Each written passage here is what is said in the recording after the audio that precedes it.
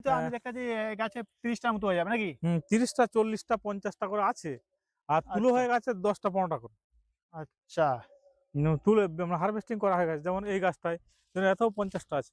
আচ্ছা, এই এতে ৫০ গাছটা টা আবার আছে। এতে ৭০টা ফল আছে। এই যে গাছটায় ৭০টা ফল আছে। ৭০ টা ফল। যে ৭০টা ফল আছে। আচ্ছা বন্ধুরা ওরা এখানে বলল ৭০ টা ফল। ৩ টেই ১ কেজি হবে। বর্তমান দুটোই ১ কেজি হচ্ছে। দুটো ১ কেজি যাচ্ছে হ্যাঁ, বর্তমান। দুটোই ১ কেজি অবশ্যই হচ্ছে। আমি খেয়ে দেখেছি। বর্তমানে দুটো ১ কেজি। এবার সব বাগানে হয় কি আমি বলতে পারব না। আমি একটা বাগানে খেয়েছিলাম। খুব সুন্দর দুটোই ১ কেজি। আচ্ছা এখানে আপনার দেখতে পাচ্ছি ক্যারি করা নাই বলে কিন্তু পাখি খেয়ে নিয়েছে হ্যাঁ, ফল। পাখিতে খেয়েছে। আচ্ছা। তো বন্ধুরা অবশ্যই আপনারা জানতে পারলেন এই পেয়ারা চাষ করলে খুবই সুন্দর একটা ভালো একটা বিকল্প চাষের দিক দিয়ে দাদা তাই বলছেন তো? ভালো ফসল তো এটা? হ্যাঁ, বিকল্প চাষের মধ্যে এটাও কাঁঠালের চেয়ে খুব কমা নয়। এটাও অর্থকরী ফসলের মধ্যে এটাও পড়ে। একটা ভালো। কিন্তু কাঁঠালের জায়গায় তবে কাঁঠালের জন্য সময় লাগবে বছর ২ এক। হ্যাঁ, এইটা আপনি অ্যা মাস ৬-৭ থেকে শুরু করতে পারবেন ৭ মাস থেকে কৃষক এটা থেকে ফল বিক্রি করে পয়সা পাবে। আজকের ভিডিও আপনাদেরকে জানাবো আপনারা এই পেয়ারা চাষটা করবেন কেন? বা এই পেয়ারা চাষ করলে কত টাকা লাভ করা যায়? তো আমার সঙ্গে দাদা রয়েছে আমার পেছনে। তো আমরা কিন্তু দাদার পরিচয় নিয়ে নিই। দাদা কেমন আছেন? এই তো ভালো আছি। দাদা আপনার পরিচয়টা আমার বন্ধুদেরকে বলে দিন। আমার পরিচয় আমি আব্দুর রহমান, গ্রাম পোস্ট কৃষ্ণপুর, থানা চন্দ্রকোনা, জেলা পশ্চিম মেদিনীপুর। তো দাদা আপনি এর কি পেয়ারা জাতলে চাষ চাষ করছেন?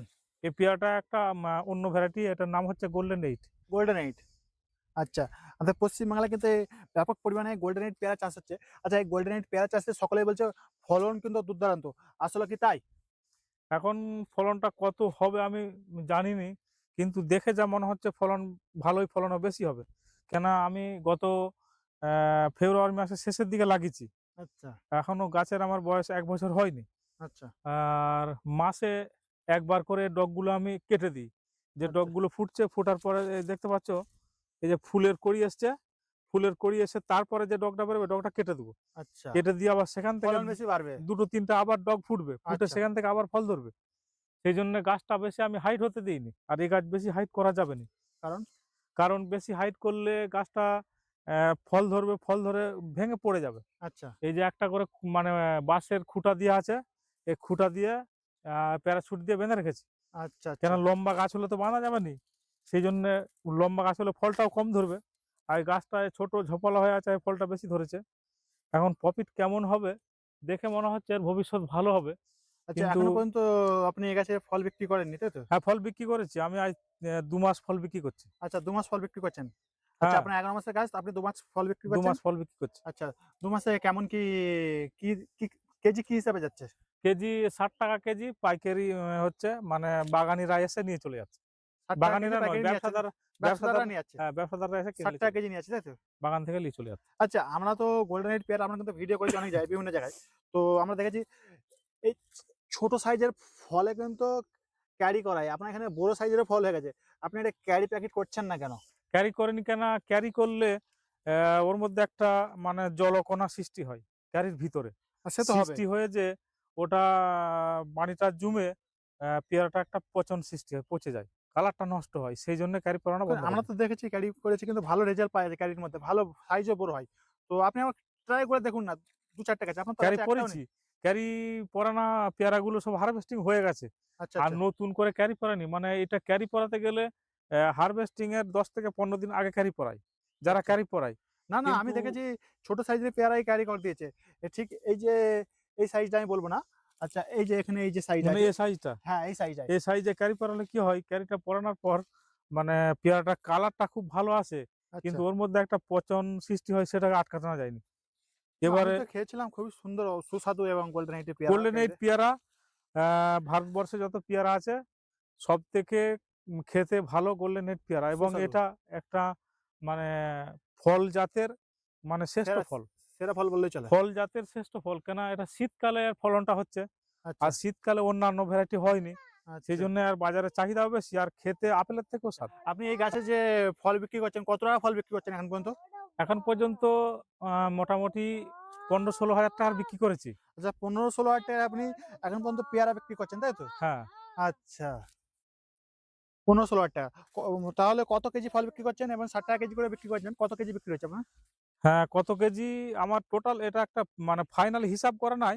আচ্ছা, আমি অনুমান করছি ১৫-১৬ হাজার টাকার বিক্রিটা হয়েছে। আচ্ছা, আচ্ছা, এবারে সব ৳৬০ দামই হয়েছে, কম দামে হয়নি। আচ্ছা। সব হ্যাঁ, ৳৬০ কেজি হয়েছে। ৳৬০ কেজি হয়েছে। আর আচ্ছা কম আপনার দামে এটা হয়নি। কতটা এরিয়ার মধ্যে এই বাগানটা রয়েছে? এটা বর্তমানে ১০ কাঠা জায়গার মধ্যে বাগানটা করা হয়েছে। 10 কাঠা জায়গার মধ্যে। 10 কাঠা জায়গার মধ্যে। আচ্ছা, আপনি যে বাগানটা করছেন, আপনি তো আলু চাষী ছিলেন। তো এখন কি মনে হচ্ছে এই ফলটা আপনার জন্য মানে লাভজনক হবে না? আলু আমার চাষের মনে থেকে? হচ্ছে লাভজনক। এটা ১ম যে আমি লাগিয়েছি, একবার লাগিয়েছি। গাছটা কিনে একবার লাগিয়েছি। তারপর যে বাকি পরিচর্যায় যে ধরুন বেড়া দেয়া, সিমেন্টের পোল বা আচ্ছা, জিআই তারের জাল, ফাটা খরচা তার কত দিয়ে হয়েছে? যে খরচাটা আমি করেছি, আমার টোটাল ৮০,০০০ টাকা খরচা হয়েছে। ৮০,০০০ টাকা খরচা আছে। ৮০,০০০ টাকা হয়ে যায় যে ৫ বছর আমি এই বাগানটা থেকে ফল পাবো। ৫ বছর পাবেন আপনি কিভাবে জানতে পারছেন যে ৫ ৫ বছর বছর পাবেন? যারা বাগান করেছে এবং যারা চারা দিয়েছে ওরা বলল ৫ বছর খুব প্রচুর ফলবে আর ৫ বছরে আপনার প্রচুর ইনকাম হবে। আচ্ছা। এরপরে আমি এবছর আচ্ছা, অ্যা এই পর্যন্ত আপনার যে ১১ মাস সময় গেল, আপনি এই জায়গাটার মধ্যে এটা কতটা এরিয়া জায়গা রয়েছে আপনার? এটা ১০ কাঠা জায়গা। ১০ কাঠা জায়গা। তো ১০ কাঠা জায়গার মধ্যে আপনি ১১ মাসে কত টাকা আলু বা অন্য ফসল চাষ করে আপনি রোজগার করতে পারতেন এই পর্যন্ত? ১১ মাসে? ১১ মাসে অন্য ফসল চাষ করে পেয়ারার মতো ইনকামটা আসবে না। তবুও আপনার কত হতো এই পর্যন্ত? এই পর্যন্ত কত হতো? বাদাম চাষে বিঘায় ৳৪,০০০ টাকা লস হয়েছে। আচ্ছা, আর লস হয়ে গেছে। ধান চাষে এবছর বিঘায় ৳৫,০০০ টাকা লাভ হয়েছে। আচ্ছা, ৫,০০০ টাকা লাভ হয়েছে। ধান আর বাদাম আর এবছরের আলু ৩ টে তার ফসল মানে আপনার তো নষ্ট এখানে হয়েছে। কত টাকা বিক্রি হয়েছে বললেন ফল? ১৬,০০০। ১৬,০০০ টাকা। হুম, আচ্ছা, আপনার ৮০,০০০ টাকা খরচা হয়েছে ১৬,০০০ টাকা। মানে হুম। এখন দেখা গেল ১ বছরে আপনি ১৬,০০০ টাকা প্রায় এখনো তো আপনি প্রায় আ ৬৫,০০০ টাকা প্রায় ৬৪,০০০ টাকার মতো এখন আপনি লসে আছেন। হুম। মানে এতে। তবে এ এবছর তবে এটা আপনার বলছেন ৪-৫ বছর ফলন পাবেন। হ্যাঁ, ৪-৫ বছর আর ফলন পাবো আপনি এটা ধান বাগানিরা চাষ বলছে। করে বলছেন এই ১১ কাঠা জমি ৫,০০০ টাকা লাভ পাওয়া যেত। হুম। আচ্ছা, আচ্ছা। সেই কারণে আপনি দেখছেন এইটা যদি আর ১ বছর আপনার থাকা যায়, মানে রাখা যায়, আপনার যেহেতু খরচা করছেন এটা কিন্তু ধান চাষ করলে আপনার এটা খরচা করতে হতো না। এটা খরচা করছেন এটা আপনার রয়ে গেল। এটা রয়ে গেল। এটা রয়ে গেল। পিলারগুলো আপনার থাকবে ক্ষতি হবে না, তাই তো? পিলারগুলো এই বেড়াটা থাকবে। হ্যাঁ। আমি আবার এবছর আমার মার্চের মার্চের শুরুতে নয় জানুয়ারির শেষের দিকে ফেব্রুয়ারির শুরুতেই আমি আবার কাঁঠাল চারা বস করে দেবো। এতে কাঁঠাল চারা? এদিকে কাঁঠাল চারা বস করে দেবো। আচ্ছা, কেন? কাঁঠাল চারাটা বস করে দেবো। কাঁঠাল চারাটা ২ বছর পর ফল আসবে। ২ আচ্ছা। বছর পরে ২ বছর আমি পেয়ারাটা লুবো। আচ্ছা, আচ্ছা, লিয়ার আচ্ছা, পরে কাঁঠালটা যখন ফল আসবে তখন পেয়ারাটা মাঝখানে একটা করে লাইন থাকবে। আর আচ্ছা, একটা করে লাইন তুলে দেবো। দিয়ে আচ্ছা, মাঝখানে আমি আবার পরপর ৫ বছর মাঝখানে লাইনটা পেয়ারাটা লুবো।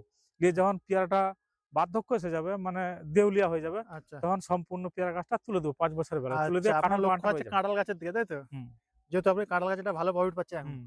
পেয়ারা পাচ্ছেন আপনি ৳৬০ কেজি, কাঁঠাল পাচ্ছেন আপনি ৳৯০ কেজি, ৳৯০ কেজি। তাই তো? হ্যাঁ, আচ্ছা, বন্ধুরা যেমন শুনছেন, দাদা কিন্তু এই জায়গাটায় কাঁঠাল চাষ শুরু করে দিবেন বলছে এবং পেয়ারার থেকে কাঁঠালে বেশি লাভ এবং কাঁঠালে কিন্তু ফলন কিন্তু পেয়ারার চেয়ে বেশি। পেয়ারার থেকে বেশি। বেশি কিনা? অনেক হুম। বেশি।